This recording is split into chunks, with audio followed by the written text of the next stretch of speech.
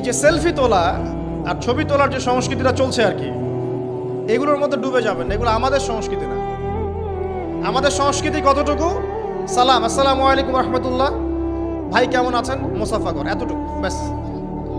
মুসাফা করার ফজিলত সম্পর্কে একটা হাদিসের মধ্যে এসেছে, মুসাফা করার পরে এই দুইজন ব্যক্তি বিচ্ছেদ হওয়ার আগেই তাদের সগীরা গুনাহ সব ঝরে পড়ে যায়।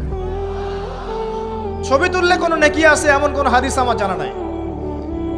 ছবি তুললে, সেলফি তুললে আর ভিডিও করলে, লৌকিকতা প্রদর্শন করলে কোন একটা নেকি হবে এটা আমার জানা নাই। কোনো হাদিসে পাবেন আমার মনে হয় না, আমি চ্যালেঞ্জ করলাম।